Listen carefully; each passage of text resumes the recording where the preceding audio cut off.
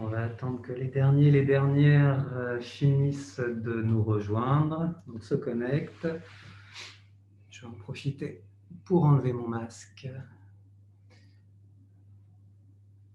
Ok, ben on va commencer doucement. Après tout, il est midi. Merci à vous d'être avec nous aujourd'hui. Je suis Serge Sinamon, je suis directeur de création, directeur associé de l'agence Simple. Simple est une agence d'événements que j'ai montée avec Véronique Stevenson il y a de ça maintenant 20 ans. Nous concevons, produisons, réalisons des événements. Je suis aussi professeur à l'université Paris-Descartes. J'enseigne la créativité. Et quand il me reste du temps, je suis co-auteur d'artistes comiques. J'ai travaillé par exemple pour Eric et Ramsey. Je fais des scénarios de bande dessinée, entre autres. Voilà. Bonjour, je suis Philippe Laurent, le fondateur et le président de Boomer, qui est un cabinet conseil en management de l'innovation, ce qui veut dire qu'en fait on intervient auprès de nos clients pour les accompagner dans la conception et surtout bien sûr dans la mise en œuvre de process inno pour aboutir à l'innovation produit ou l'innovation managériale. Voilà. Donc voilà, on va faire un petit point sur la raison d'être de ce séminaire. Oui, on va prendre environ 45 minutes aujourd'hui pour vous donner un avant-goût. C'est une espèce de digest, ça va être rapide, très rapide, probablement trop rapide, pour vous montrer ce que vous pourrez retrouver de manière beaucoup plus extensive dans les formations que nous avons co-conçues, Simple et Boomer, sur le thème de la productivité, de la créativité, pardon, très joli lapsus, de la créativité en entreprise. Alors, juste un tout petit mot avant de rentrer dans le vif du sujet. Historiquement, en fait, on a voulu développer ces formations à la créativité en réponse à l'évolution du monde dans lequel on vit, bien sûr, c'est-à-dire l'accélération de plus en plus grande le monde VUCA qui est effectivement à la fois volatile, incertain, complexe et ambigu, et bien évidemment tout ceci en étant considérablement accéléré avec la crise du Covid. Donc dans ce contexte-là très mouvementé, on va dire, l'agilité est une qualité absolument essentielle, et qui dit agilité dit créativité. Donc en fait, ces formations à la créativité qu'on propose ont pour vocation d'améliorer, de faire grandir les compétences en matière de créativité de l'ensemble des collaborateurs, de telle sorte que l'agilité puisse être plus naturelle, on va dire, pour chacun d'entre eux. Ok, pour ce faire, on va commencer très rapidement. En fait, première partie, on va parler un peu d'acculturation autour du thème de la créativité en ce qui me concerne. Et dans un second temps, je partagerai avec vous rapidement quelques méthodes utilisées par les producteurs et les productrices d'idées en entreprise. Vous avez l'occasion de poser, quand vous le souhaitez, des questions. Le plus simple est que vous le fassiez, je pense, à travers la messagerie, à travers les commentaires de l'application Zoom, et on les traitera en fin de présentation. Allez, on attaque maintenant rapidement. C'est vrai que dès qu'on dit créativité, en fait, il y a un problème, c'est que personne ne parle de la même chose, et à force de parler de choses différentes, finalement, on ne parle plus de rien. Alors, par créativité, il faut être extrêmement simple. C'est simplement la capacité qu'on a à résoudre des problèmes. Point. Mais des problèmes qui sont extérieurs à nous. Ça peut être des problèmes du quotidien, des problèmes dans l'entreprise, mais c'est apporter des solutions à des problèmes. C'est ça la créativité. Et je l'oppose à la création, et c'est d'ailleurs un des mythes habituels, de dire « Non, moi je ne suis pas créatif, sous-entendu, je ne suis pas un artiste ». Pourquoi ? Parce qu'on confond les choses. Et en fait, la création, par opposition à ce que je viens de dire, c'est répondre à une tension intérieure. C'est une démarche qui est extrêmement personnelle. On va apporter des réponses à quelque chose qui ne concerne que vous, finalement. Si on voulait être simple, on pourrait dire que tous les artistes sont créatifs, mais tous les créatifs ne sont pas des artistes et n'ont surtout pas besoin de l'être. Autre mythe dont il faut très rapidement se débarrasser, et là on peut remercier le célèbre Eureka d'Archimède, c'est pour ça d'ailleurs que ça s'appelle le mythe Eureka, c'est le fait, cette espèce de magie qu'il y a autour de la production d'idées, le côté voilà, ampoule qui s'allume au-dessus de la tête, l'instantanéité de l'idée. Voilà, c'est magique, c'est incroyable, mais comment a-t-elle fait pour avoir aussi rapidement cette idée? Vous le verrez dans un instant, je vais développer, mais pas tout de suite, mais vous verrez que ça, c'est faux, archi faux. Mais ça, c'est un élément bloquant, c'est pour ça que j'en parle. C'est pour ça que les gens dont ce n'est pas le métier disent « Non, je ne suis pas créatif, je ne sais pas avoir une idée comme ça rapidement ». Autre mythe dont il faut se débarrasser, c'est en entreprise, vous l'entendez, nous on l'entend énormément, c'est pas pour moi. On a une cellule innovation où il y a des gens dont c'est le métier, où j'ai une directrice de la création. C'est pas mon job d'avoir des idées. Nous, agence, c'est vraiment ça qu'on entend très régulièrement en entreprise. Pourquoi? Parce qu'il y a un mythe de l'expert ou de l'expert qui fait que c'est destiné à des happy few, à une coterie de personnes, le fait d'être entre guillemets créatif ou créatif. Et ça, c'est ce qu'on va démontrer maintenant, c'est complètement faux. Et il faut commencer finalement par se souvenir de comment on était quand on était enfant. Et des études l'ont montré, il y a par exemple une célèbre étude de la NASA à la fin des années 60 qui a été réalisée sur 1600 enfants qu'on a suivis comme ça tout au long de leur vie. Et tous les 5 ans, on leur faisait passer le même test. Et à 5 ans, ces 1600 enfants, il y avait quasiment 100% d'eux qui avaient réussi ce test de créativité. Je ne vais pas rentrer dans le détail, on le retrouve un peu partout, il est expliqué un peu partout sur Internet. Mais ce qu'il faut retenir, c'est les chiffres, c'est que quasiment 100% des enfants à 5 ans sont considérés d'ailleurs comme des génies créatifs. Alors, bizarrement, à 10 ans, on tombe à 30%. Et à 15 ans, on tombe à 12. Et alors, je ne vous parle pas de ce que ça donne à 30 ans. Alors, pourquoi? Il y a évidemment des études qui ont été faites là-dessus. Et malheureusement, la raison n'est pas très positive. C'est notre système scolaire, en fait, qui est le grand responsable de ça, qui fait que, alors qu'on est NAIT et on est EST, tous et toutes créatifs, eh ben, au fil du temps, l'école nous fait perdre cette qualité. Pourquoi? Parce que malheureusement, probablement de manière involontaire, tout ce qui est fait, la manière dont l'enseignement est structuré, et c'est valable pour tous les pays du monde, la manière dont les choses sont structurées à l'école, font qu'on perd cette capacité qu'on a à s'émerveiller, qu'on perd cette capacité qu'on a à faire, à se tromper et à recommencer. En fait, on veut nous donner un excellent niveau académique. Il est clair qu'il n'y a aucune école dans le monde aujourd'hui qui va chercher à faire les meilleurs créatifs ou créatives. Et ben, c'est ça qu'il faut retrouver, mais en tout cas, c'est bien la preuve qu'on est, nous, tous, à la base, créatifs. On va continuer à revenir aux fondamentaux pour voir à quel point, dès qu'il y a une notion de magie autour de la créativité, combien c'est inutile. D'abord, c'est quoi une idée? C'est une sacrée bonne question quand on dit qu'on a envie que tous en entreprise deviennent des bons producteurs ou productrices d'idées.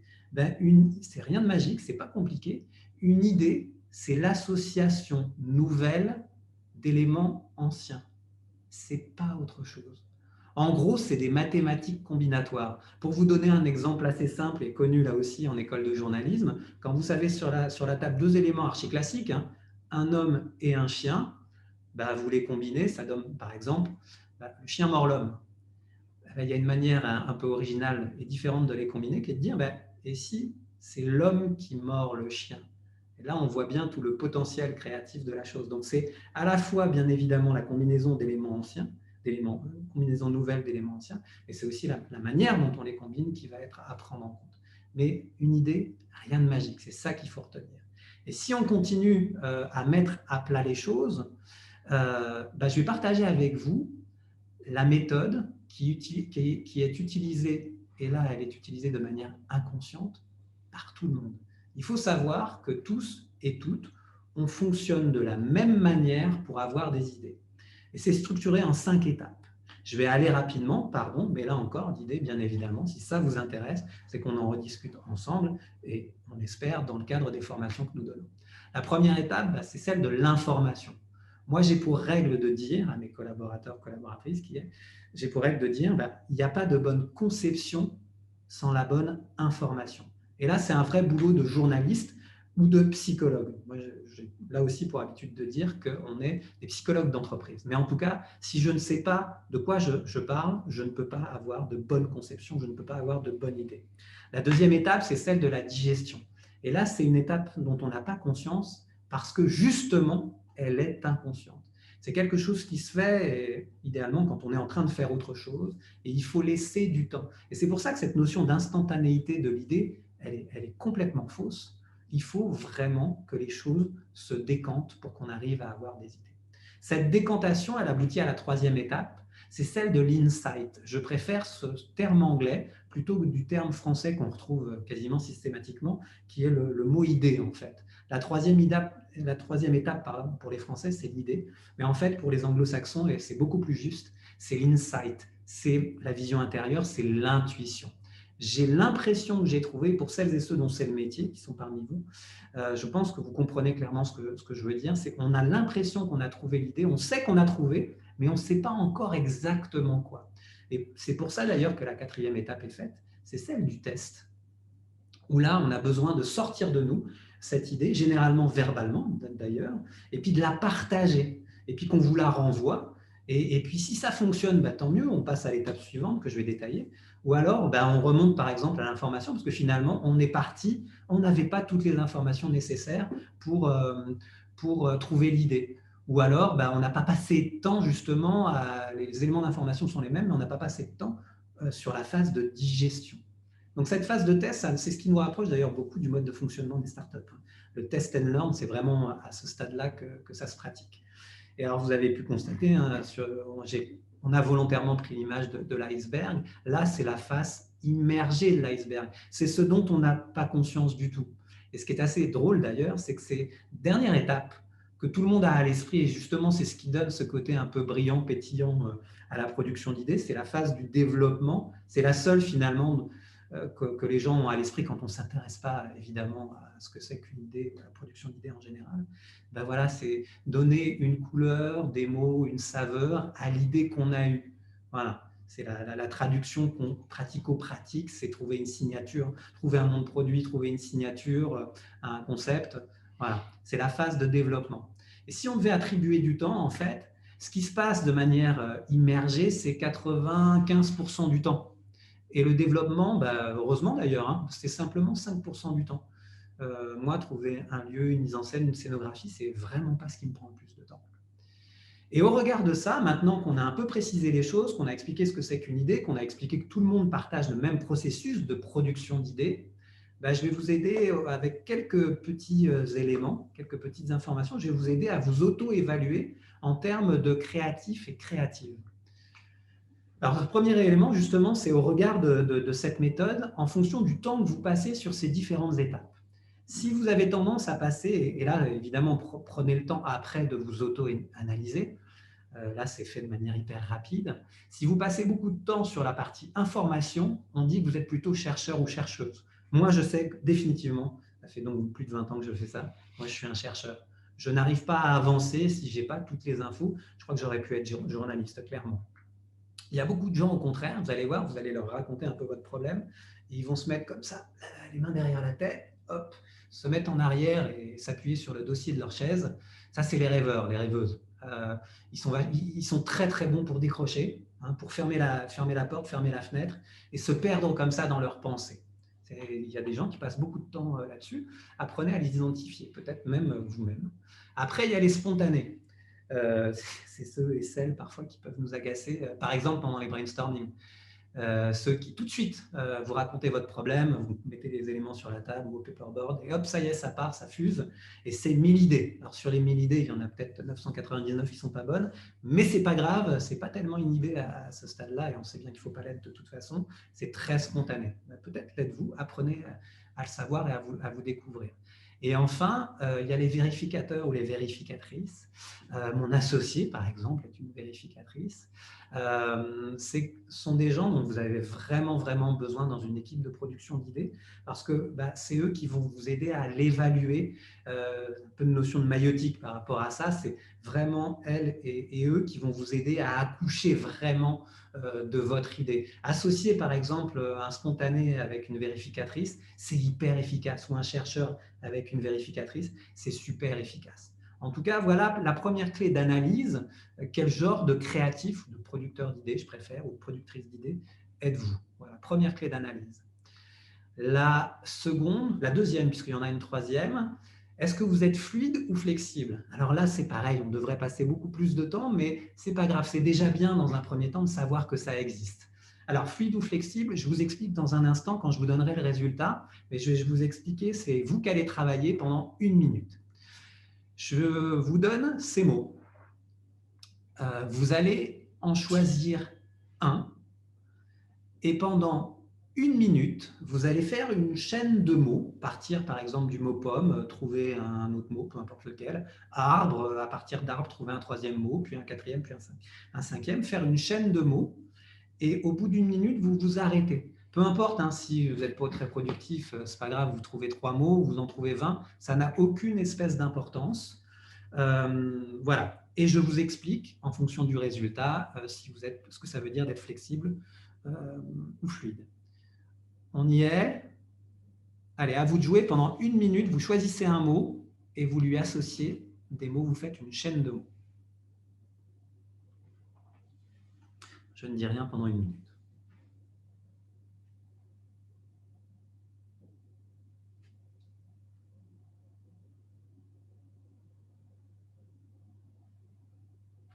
C'est la partie la plus spectaculaire de ce webinaire.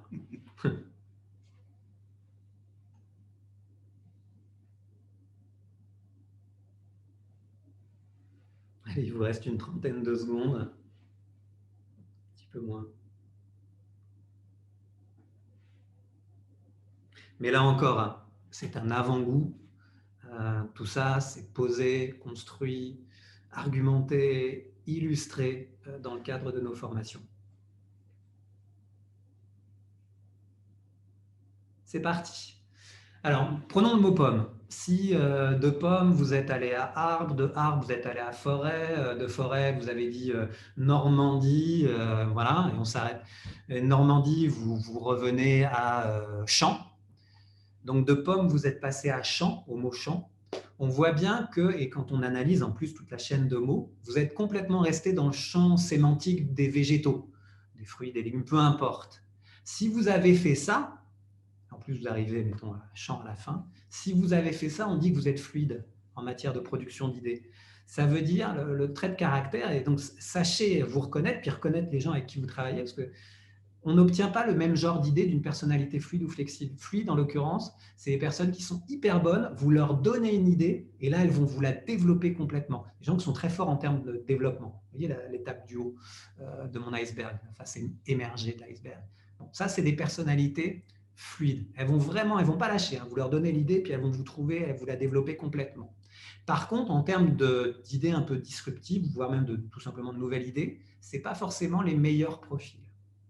Si par exemple vous êtes parti du mot pomme, pomme ça vous avez pensé à arbre, arbre vous a fait penser à arbre à cam voiture, mobilité. Si vous êtes passé de pomme à mobilité, alors là, on dit que vous êtes flexible, puisque parfois même les gens flexibles ont changé de champ sémantique à chaque étape de la chaîne. Donc flexible, c'est faire un pas de côté à chaque étape presque, pour arriver en tout cas à un résultat très différent de celui dont on était parti. Et là, c'est des personnalités qui sont très très bien quand justement vous avez besoin de trouver une idée un peu disruptive, un peu nouvelle, des gens qui vont vraiment se remettre en question, remettre même en question votre brief, et puis qui vont y aller, qui vont oser vous proposer des choses auxquelles on ne s'attendait pas forcément au début. A contrario, il faut faire super attention parce que c'est des personnalités qui sont difficiles à gérer dans des équipes créatives. Elles vont pouvoir vous sortir, pour peu qu'elles soient en plus spontanées, beaucoup d'idées, mais des idées qui ne seront pas exploitables. Donc, il faut faire très attention dans un process créatif à quel moment d'ailleurs on utilise ces gens-là. Parce que si c'est plutôt à la fin, alors là, vous courez droit à votre perte. En fait, ce n'est plus le moment. Il aurait fallu prendre des gens plutôt fluides parce qu'on avait trouvé l'idée et il fallait simplement la développer. Ces gens-là vont plutôt vous la remettre, les gens flexibles vont plutôt, les profils flexibles vont plutôt vous la remettre en cause. Donc vous voyez, j'espère que vous avez compris quand on parle de créativité, de quoi on parle. Et puis alors, il n'y a pas une créativité, hein, je suis en train de vous le prouver, il n'y a pas un type de créatif ou de créative. Et troisième élément d'auto-évaluation, connaître ses boosters, c'est assez important. On ne clique pas tous et toutes sur les mêmes choses. Il y en a, par exemple, c'est l'émulation, c'est la compétition. Ça tombe bien, quand on est en agence d'événements, par exemple, on est tout le temps en compétition, on pitch en permanence. Bon, c'est vrai qu'il y en a qui aiment ça. A priori, j'aime plutôt bien. Je réponds aussi bien à la pression. A contrario, il y a des personnes qui ne supportent pas d'avoir la pression du temps, par exemple. Il y a la diversité. Moi, c'est ce que j'aime dans le fait de travailler en agence, d'être directeur de création en agence. C'est qu'à la fois les problèmes, les clients, les gens avec qui vous travaillez sont différents en permanence. Et ça m'inspire incroyablement. C'est ce que je préfère encore aujourd'hui, après 24 ans de production d'idées. Il y en a d'autres, c'est l'encouragement, c'est la tape sur l'épaule. C'est ouais, tu fais bien ton job, c'est super ce que tu as trouvé. D'autres encore, c'est le défi. Le défi versus l'émulation, le défi est une démarche personnelle. Je veux me prouver que je suis capable de le faire. Et le dernier point, c'est l'autonomie. C'est le fait, et ça c'est très français aussi, c'est le fait qu'on compte sur vous pour trouver des idées, que vous ayez cette liberté-là, que vous fonctionnez aussi en autonomie. C'est quelque chose que des gens recherchent à travers le fait de devoir produire des idées. Mais connaissez, apprenez à reconnaître vos boosters, c'est très important. Et dans les ateliers, on vous apprend aussi à reconnaître quels sont les freins qui vous empêchent d'avoir des idées. Donc ça, c'était la première partie de mon propos. Je vais passer un petit peu plus de temps maintenant, quelques minutes, sur vous partager avec vous quelques méthodes qu'ont les producteurs et les productrices d'idées. J'ai tout simplement partagé avec vous, je vais partager les miennes, mais aussi celles que j'ai évoquées avec d'autres directeurs ou directrices de création, par exemple. Alors, la première d'entre elles, c'est celle que j'ai baptisée le mind mapping. Elle est très connue. Je vais presque du plus simple au plus complexe. Le plus simple, c'est de dire, et ça rejoint ce que je vous disais à propos de l'information, moi, j'ai besoin d'avoir visuellement devant moi tous les éléments constitutifs d'un brief. Et je sais que je ne suis vraiment pas le seul à ça. Pourquoi? Parce que plus vous avez les éléments sous les yeux, plus des nouvelles combinaisons vont se faire dans la deuxième phase. Si vous ne les voyez pas, ces combinaisons se feront beaucoup moins. Donc c'est pour ça que dans tous les films, vous avez très souvent, quand on est en termes de résolution de problèmes, à la phase de résolution de problèmes, vous avez ce genre de choses, comme dans Homeland. Mais je passe vraiment vite là-dessus, parce qu'en plus c'est assez connu, mais surtout faites-le, mettez sur la table et commencez à découvrir des patterns, des modèles, des éléments récurrents, et vous verrez, c'est extrêmement inspirant, extrêmement productif. Autre point, prendre en compte ce que j'ai baptisé le mind wandering, le fait que souvent en entreprise, on commet l'erreur, par exemple, on fait un brainstorming, on se retrouve dans la salle de réunion, il n'y a pas de fenêtre, entre quatre murs. Il y a une règle en production d'idées, c'est que les mêmes endroits vous renvoient toujours les mêmes idées. Donc c'est pour ça que de plus en plus, en entreprise, vous prenez votre café, vous prenez votre cigarette et vous allez réfléchir ailleurs. Ailleurs, c'est on marche. Vous avez des courtes sessions de production d'idées. Tiens, on prend 20 minutes et on va aller trouver des solutions à notre problème. Ça marche hyper bien. Pourquoi? Parce que comme votre cerveau est occupé à éviter que vous fassiez renverser, par exemple, ça laisse la phase inconsciente de digestion se faire. Et c'est donc pour ça que le mind wandering est extrêmement productif. Je passe très rapidement. La troisième méthode que je vais vous donner, elle se passe plutôt au niveau de l'insight. Et elle est moins connue, peut-être un peu plus compliquée à comprendre, mais c'est la méthode d'abstraction. Le fait, autant que faire se peut, d'enlever tout ce qui n'est pas intéressant dans la résolution du problème et de se dire, voilà, si je devais garder qu'une idée forte, ce serait celle-là. Alors l'inspiration, c'est vraiment le travail de Picasso qui est passé de ce rendu presque photoréaliste en bas à gauche à ces quelques traits, quelques lignes, et pour tout le monde de manière universelle, ces quelques lignes, ça représente un taureau. Souvent, moi, quand je réfléchis, je me dis, et un des trucs comme ça pour faciliter l'abstraction, c'est de se dire, si j'avais 1 euro pour résoudre mon problème, je ferais comment? Et ça peut vous ouvrir des boulevards en termes de production d'idées. Autre méthode, là encore, pardon d'aller si vite, c'est la pensée latérale. C'est vrai que nous, Français, on a vraiment appris thèse, antithèse, synthèse, quelle que soit la génération, c'est toujours vrai, d'aller à un point A, un point B, un point B, à un point C, toujours avec ordre, en validant chaque étape. Mais non, il y a évidemment une autre manière de faire, qui est connue aussi, c'est la pensée latérale, c'est la pensée, c'est le mode de production d'idées du pas de côté. Et la question de cette latéralité de la pensée, c'est le « et si ». Il ne faut pas hésiter en fait à mettre un problème la tête à l'envers. C'est ça en fait la manière de faire de la pensée latérale. J'ai un exemple à vous donner. Je vous renvoie en fait à ce qui s'est passé en 1980, la prise d'otage de l'ambassade d'Iran à Londres. C'est vraiment un exemple typique de la pensée latérale où en gros l'objectif au début du SAE, du Special Air Service qui devait intervenir, c'était de ne pas faire de bruit pour pouvoir écouter ce qui se passait à l'intérieur de l'ambassade. Et à chaque fois, ils ont été pris, ils se sont rendus compte que finalement, au contraire, il fallait faire un maximum de bruit pour pouvoir mettre en place tout ce qu'il fallait pour intervenir. Ce faisant, première méthode pour faire énormément de bruit. Donc, vous voyez, un problème n'était plus comment est-ce qu'on fait pour ne pas faire de bruit, mais au contraire, comment est-ce qu'on fait pour faire énormément de bruit. Vous voyez, c'est ça la pensée latérale. Première réponse, c'était détourner le trafic, provoquer des embouteillages devant l'ambassade en simulant des forages de gaz dans Londres. L'histoire est vraie. Et comme on s'est rendu compte au bout d'un moment que ce n'était pas suffisant, on a carrément détourné le trafic aérien et les avions de la British Airways pour les faire systématiquement passer au-dessus de l'ambassade. Donc voilà, passer de comment est-ce qu'on fait pour ne pas faire de bruit à comment est-ce qu'on fait pour faire un maximum de bruit. C'est ça la pensée latérale. Et dernière méthode, là encore, pardon de cette rapidité, c'est la pensée contraire. Elle s'exprime très très bien à travers cette image visuellement, mais pour la comprendre, il faut se référer au biais cognitif qui est le biais des survivants, où pendant la guerre, en fait, c'est s'intéresser à ce qui n'est pas là. Évidemment, quand on réfléchit, on s'intéresse toujours, à prime abord, à ce qu'on a sous les yeux. Exemple, les ingénieurs, comment est-ce qu'on fait pour rendre nos bombardiers beaucoup plus résistants? On fait une étude d'impact, c'est les points orange. Voilà, on regarde les avions qui sont entrés, étude d'impact, évidemment, on va renforcer tous les points orange. Puis il y a un autre ingénieur qui se rend compte qu'on est dans un biais cognitif, il dit non, il faut prendre en compte ce qui n'est pas là. En fait, ce qui n'est pas là, c'est les avions qui ne sont pas rentrés. Et les avions qui ne sont pas rentrés sont ceux qui ont été touchés, évidemment, là où il n'y a pas de point orange. Et c'est ces parties-là, les parties en gris, qui ont été par la suite renforcées. C'est ce qui a fait que les bombardiers sont rentrés en plus grand nombre. Donc voilà, c'est ça, un exemple de pensée contraire. Et autre exemple, moi j'aime bien me livrer à cet exercice, c'est de dire, tiens, comment je fais pour me planter, mais complètement? C'est quoi les erreurs que je dois commettre pour aboutir à un échec retentissant? Vous ne pouvez pas savoir à quel point, d'abord, c'est libérateur, c'est hyper fun, et en plus, ça permet en creux, bien évidemment, d'avancer vers la solution. Donc voilà ce que j'avais à vous dire de manière très rapide, je m'en excuse. C'est pour la partie vraiment individuelle des choses. Maintenant, on va s'intéresser à la production d'idées collectives. Alors, on va effectivement entrer un petit peu dans le détail du fonctionnement des outils en fait, qui sont les plus souvent utilisés dans le domaine de l'entreprise.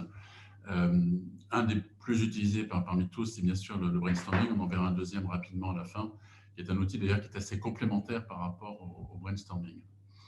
Dans l'organisation du brainstorming, donc c'est les étapes que nous, on a l'habitude de mettre en œuvre. Il y a deux premières étapes dans la préparation elle-même et puis toute la phase de casting, et puis ensuite, bien sûr, la phase d'animation et l'étape d'exploitation. Donc, on va passer tout ça en revue avec un certain nombre de tips, donc de petites recettes qu'on va vous partager, de telle sorte que vous puissiez avoir quelques éléments assez concrets pour organiser vos brainstorming. La première des choses, en fait, qui nous paraissait, nous, vraiment la plus essentielle, je dirais, c'est la définition du problème. Parce que de toute évidence, si le problème est très clair au départ, les solutions, d'abord, elles sont souvent comprises dans le problème, la définition même du problème, et puis surtout, on trouvera facilement des idées pour y répondre. On a repris cette citation d'Einstein qui disait finalement, si j'ai 1 heure à passer pour résoudre un problème, je passe la grande majorité, 55 minutes, à le définir et ensuite 5 minutes à le résoudre. C'est un peu à l'image de l'iceberg qu'on a vu tout à l'heure. C'est la partie émergée de l'iceberg, c'est finalement le temps qu'on va passer à résoudre la problématique.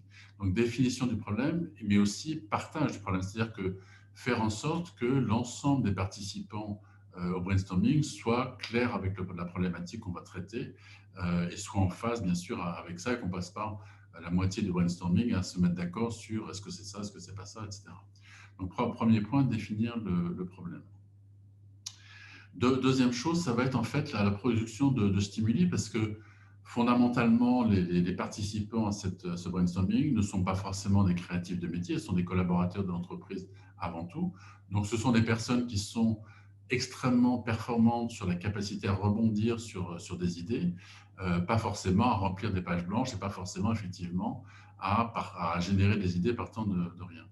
Donc, la production de stimuli, c'est regarder ce qui se passe dans d'autres cas de figure comparables, sur donc, du benchmarking, en fait. Qu'est-ce qu'on a pu trouver comme solution dans des situations comparables? Si on parle de produits, qu'est-ce qui a pu être lancé comme nouveau produit sur des marchés identiques ou comparables, là encore, dans d'autres pays, par exemple? Donc, voilà, donc c'est tout ce travail de stimuli à travers de la veille, du benchmarking, à travers aussi, bien sûr, des phases de créativité en amont où on peut organiser des créativités plus compactes, on va dire, avec des créatifs de métier, là pour le coup, avec des experts. Donc chez nous, c'est ce qu'on appelle des commandos créatifs qui vont produire de la matière en fait non aboutie, mais sont plutôt des germes créatifs qu'on va réinjecter dans une créativité interne, bien sûr, pour le coup, le brainstorming, et qui va permettre finalement de garantir qu'on aura un brainstorming extrêmement performant, productif, et donc qui répondra bien sûr aux attentes qu'on avait initiées.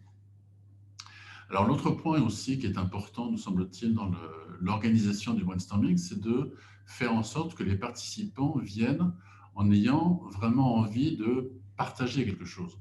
Et donc ce quelque chose, ça va être finalement toute la réflexion qu'ils auront pu avoir en amont, avant le brainstorming, sur le thème, sur la problématique effectivement qui aurait été partagée en amont.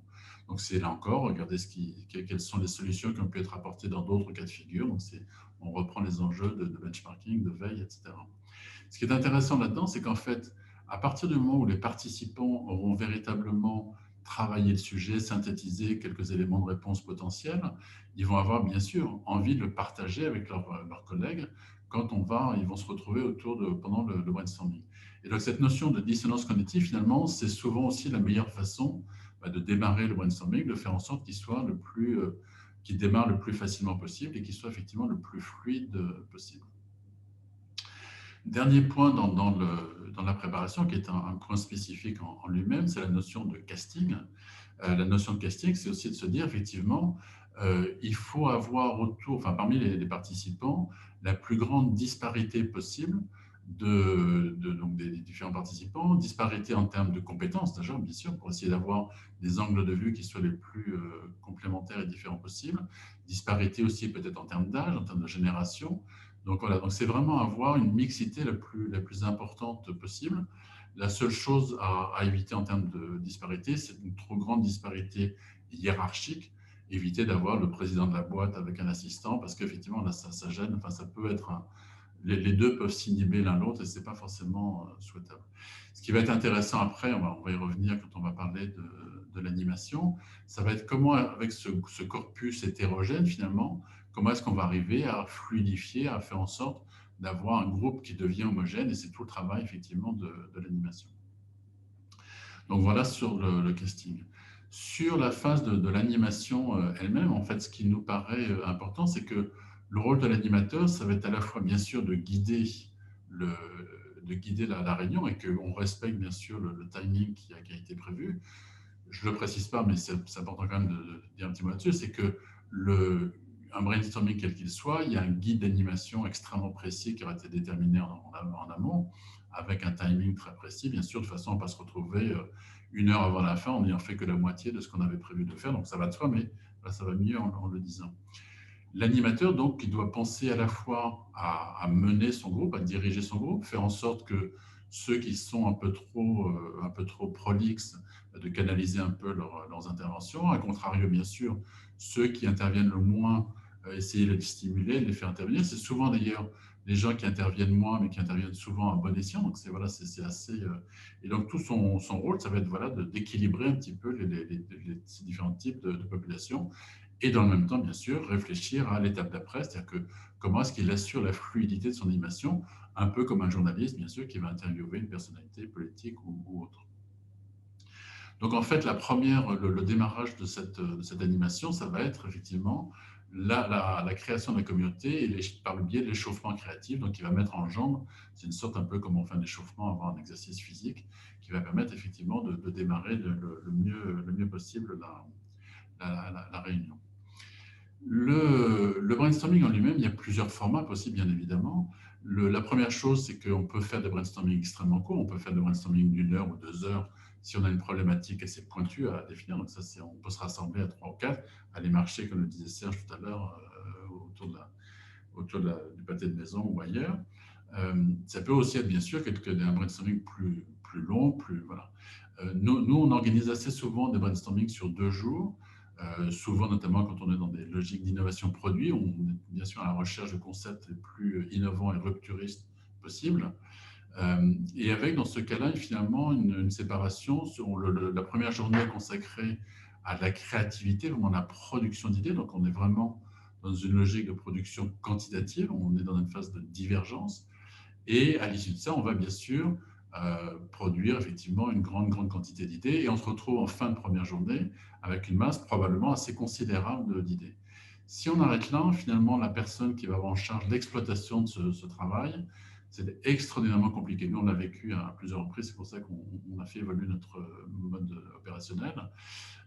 C'est extraordinairement difficile de se souvenir finalement de ce qu'on avait pu vouloir dire quand on avait écrit juste un mot en vrac sur un paperboard. C'est très difficile de retrouver ce qu'il y avait derrière.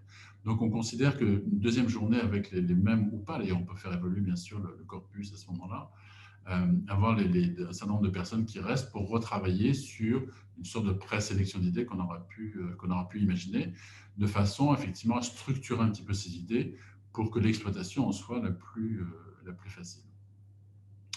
La dernière étape de ce brainstorming, ça va être la phase d'exploitation, parce que là, on est à ce stade-là avec quelques dizaines d'idées, donc qui sont un petit peu structurées, mais enfin, en même temps, c'est juste le temps de la journée pour structurer quelques dizaines d'idées, donc ça laisse pas tant de temps que ça.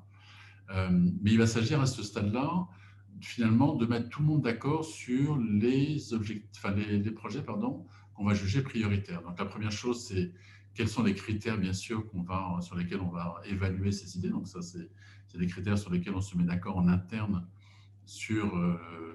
pour évaluer ces idées. Et ensuite, une fois qu'on aura peut-être hiérarchisé ces idées, soit par rapport à des notions de potentiel, des notions peut-être de faisabilité ou les deux, voilà, donc il y a différentes choses possibles. Il s'agit de les prioriser de façon collégiale. Nous, on a vu très souvent, et on ne citera pas l'exemple, mais on a vu très souvent des idées qui avaient infiniment de mal à avancer, tout simplement parce que les différents départements n'étaient pas d'accord sur la façon de prioriser, et certains disant que ça, c'est un projet prioritaire, d'autres l'inverse, etc., etc. Donc, cette notion de priorisation collégiale, elle est importante parce que c'est ça qui va fluidifier tout l'aval, toute la mise en œuvre de ce marché, et donc très concrètement, qui va accélérer la partie go-to-market. Et on sait très bien, enfin, si on parle d'innovation produit, qu'il y a une prime au premier qui est tout à fait considérable. Et ça, voilà, je pense que vous êtes tous au fait de ça. Deuxième méthode, en fait, on a parlé là de beaucoup de brainstorming parce que c'est quand même la méthode la plus utilisée, peut-être dans 80% des cas. Une deuxième méthode qui est intéressante parce qu'elle est finalement assez complémentaire par rapport au brainstorming, qui est la méthode des 6 chapeaux. Là où le brainstorming part assez volontiers d'une page pas complètement blanche, parce qu'on a vu qu'on pouvait préparer des stimuli en amont, mais en tout cas avec l'objectif de produire des idées les plus rupturistes possibles dans certains cas, il s'agit avec la méthode des 6 chapeaux de challenger en fait des idées existantes ou des ébauches, des embryons d'idées.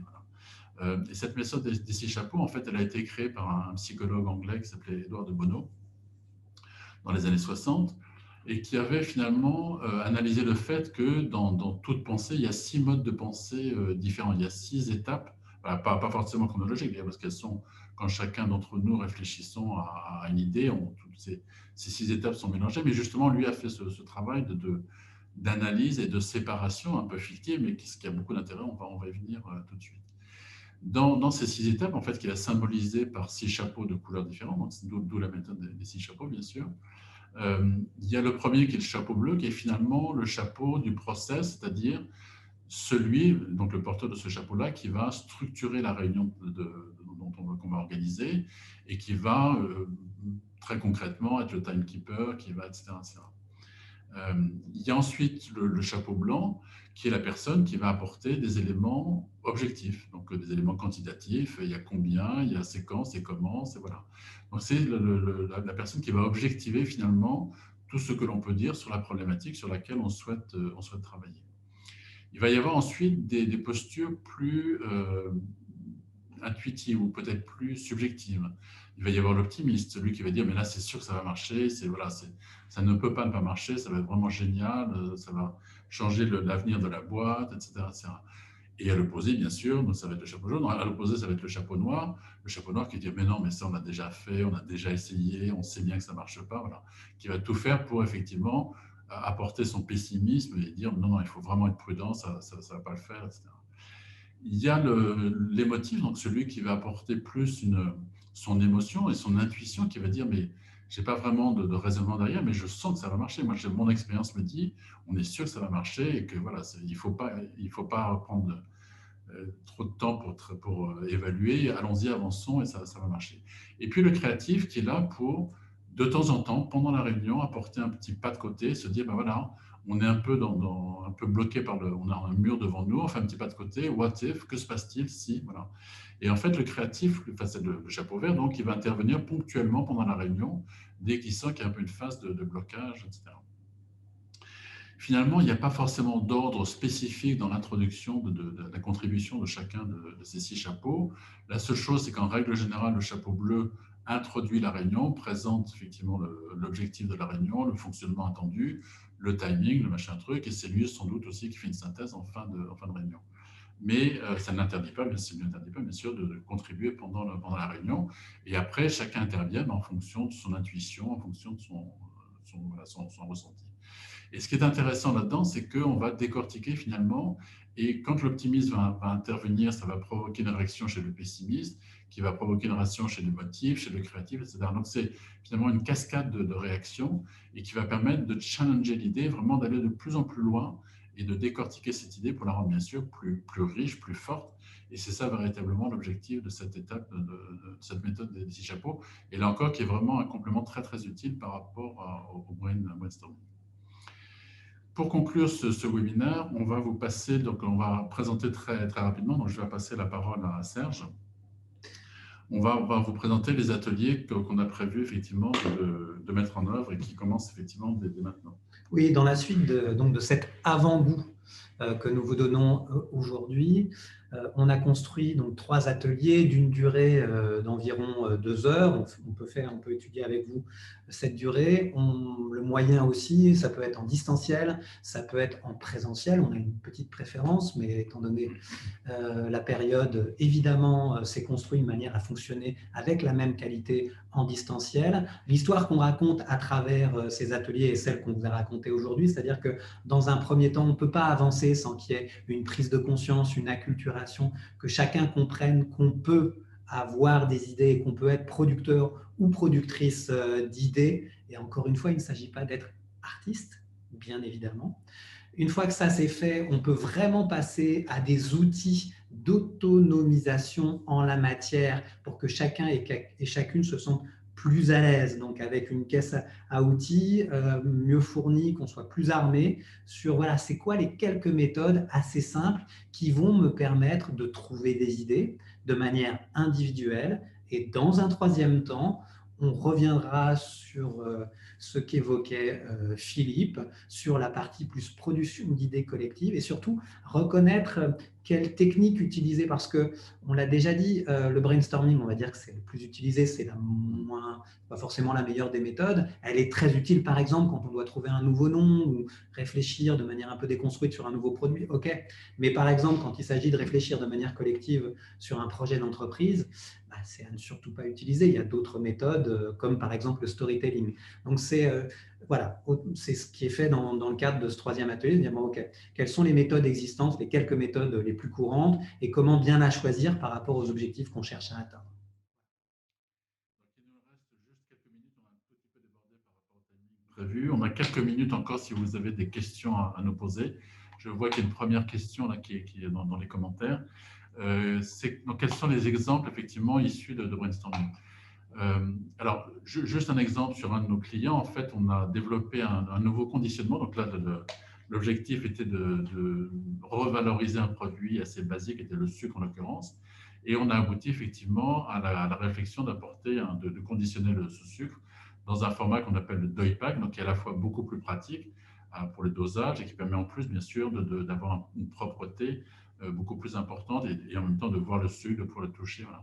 Et donc, on a fait ce travail-là avec la marque Daddy, qui a permis effectivement d'être les premiers sur le marché avec ce deuil pack de sucre. Voilà un premier exemple qu'on peut citer. D'autres questions? Alors, d'autres questions? On regarde, voilà, merci. Voilà, c'est bon, on y arrive. D'autres méthodes, peut-être Serge, qu'on parlait un peu de storytelling tout à l'heure, est-ce qu'il y a d'autres choses qui paraissaient intéressantes comme méthode de créativité? Non, à titre individuel, non, je vais plutôt rester sur ce qu'on a dit aujourd'hui parce que je ne voudrais pas noyer tout le monde avec d'autres méthodes.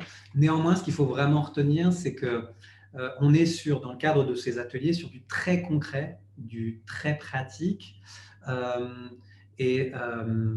nous, on pense que c'est vraiment, étant donné la période, quand j'ai dit un peu en souriant, en disant ben, comment est-ce que les entreprises vont faire pour continuer à avoir des idées, alors que si, géographiquement parlant, il y a un endroit dans l'entreprise qui est fondamental pour la production d'idées, c'est la cafétéria ou la machine à café, ou le restaurant d'entreprise, et qu'on n'y est plus, comment ça va se passer maintenant?